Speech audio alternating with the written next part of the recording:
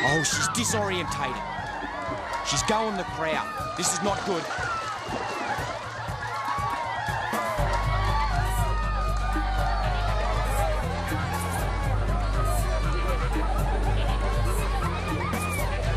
I die defending crocodiles, and I'll use my body wherever I can for her best interests. I love her. Okay, so she's winding this eye. Back this way. That's it. She can't see this side. She's got it. She's got it. Back on. In you go. Come on, sweetheart. Come on, sweetheart. In you go. In you go.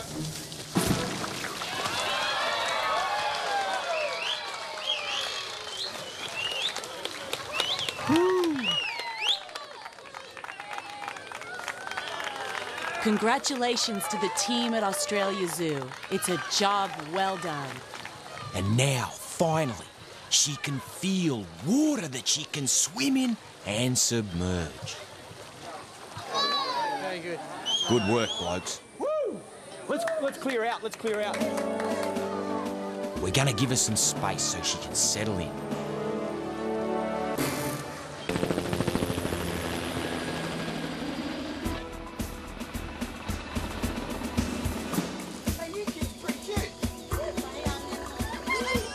When the war was taking place, when the militia was coming through, all of these animals suffered, just like the people. Killed on sight, used for food, chopped up, brutally dealt with.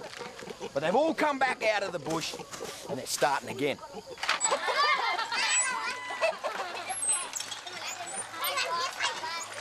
Of course, you can imagine how important water is, and all that's being restored. Luckily enough, here in Dili, there's a great underground water source that they can just tap straight into. Perfect. The diggers have located another couple of animals they want me to have a look at. And sure enough, this crocodile's in pretty appalling conditions. It's another female saltwater crocodile. She's fat and healthy. It's the people's pet, and they don't want to give it up. They obviously love their croc, but don't know how to look after him properly. There's got to be a solution, and I think it's in education. Next stop's just across the way. Someone's got a pet reticulated python. Oh, and it's a shocker. They poke it, probe it, stick it, and it's worn the front of its head off. See how it's all smashed? And it is pink? We would like to release it back out into the bush. That's what we'd like to do. See, it is in really bad condition, and you can see its face. It's like if I continually hit my face on the concrete, then mine would look like that also. All right. But, you know, we don't want to create a problem. We want to educate and to understand that this snake is in pain, and it would be best to let it go in the bush. You mean that let it to jungle? Yes. All right. This is a tough one. This species of snake will grow to 6 meters and as thick as my leg, like this. So the pain, see, the snake feels pain the same as I do, but it doesn't cry like I do. Yeah. And so Sure. we want to come to a solution. And we thought the best thing would be release. It's what we call a humanity thing. It's like, better the snake goes back in the bush and feels no more pain. I'm sorry I don't speak your language. I wish I could. It would be much easier for me.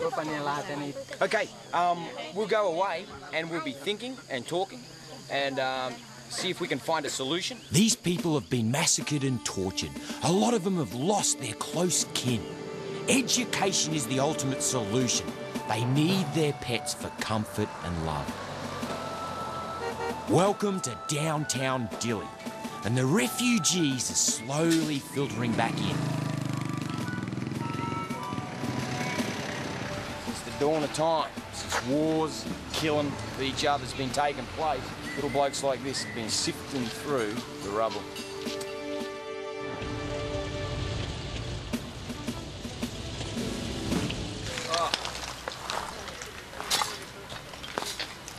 Apparently this was one of the more grand of the buildings. She got that hot, buckled up the steel. That is hot. Slowly but surely, all of this is going to have to get pulled down, turned into rubble, carted off, dumped, waste management somehow, and then rebuilt with very limited resources. However, you see United Nations everywhere. They're starting to resurrect things like customs, quarantine. There's waste management people getting around. United Nations, woo! Pretty obvious with their blue hats.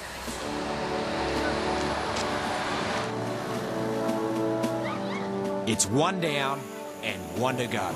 Even getting water, one of the easiest resources to tap into in the tropics, was a real tough time. We wanted beautiful, clean, pristine water. Nothing but the best for the kings of East Timor. Father Leo da Costa has been looking after his people and this church for some time.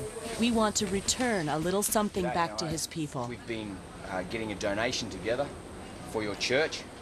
We have shirts and hats and stuff in here. But most importantly, Father, we have this.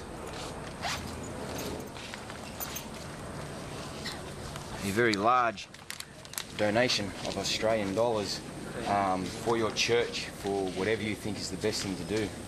My honour. We've been working together with the people in Australia and visitors to Australia Zoo to raise this money because we believe that unless people have a full stomach and healthy children, they cannot possibly learn about wildlife conservation. So Steve's brought a little bit of joy to the children and a little bit of money to help with a medical facility. Thank you. Thank you very much. Good luck. And all that time, the big male we've nicknamed Anthony is looking on with the other East Timorese locals. And everyone can sense there's a big storm brewing. So, given how tight it is, I don't think that we should make a call on exactly how we're going to manoeuvre him out of there till we get a top jaw rope on, and then see if we can get that slip knot over his jaws and pull them together. Right. See how he's going to react to a top jaw rope first, and then make the call on where we go from there. The crowd has grown huge. They're even hanging in the trees, and the Australian Armed Forces is there for security. Let's clear this roof off and gently get this stuff up so we don't... Ooh, look at him. He already knows something's on. He's big and he's agitated.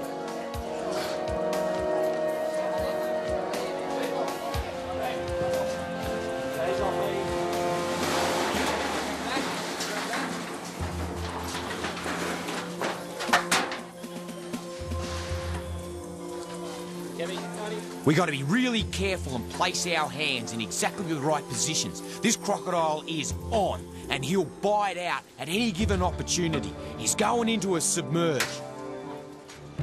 We've got to try and get all that wire and bracing off as quick as possible. Bear in mind, a crocodile has the capacity to explode out of the water so hard and so fast that it can get its whole body length up out of the water in a blink of an eye. Luckily he's submerged, giving us enough time to get all this steel work off. Yep. Uh-oh, now things get really interesting. With no steelwork left up, the crocodile has every opportunity to make his move. He's being very good. They can lunge with such lightning speed that he'd grab one of us by the upper torso, bring us in, pop us like a watermelon. Okay, let's clear this rubble out. Okay, if we call him, just run. Just back up. Don't worry about your cameras. Don't worry anything. If he comes out, he's going to bite the first thing that comes close enough to his head. So if I call it, just back off. Really quickly.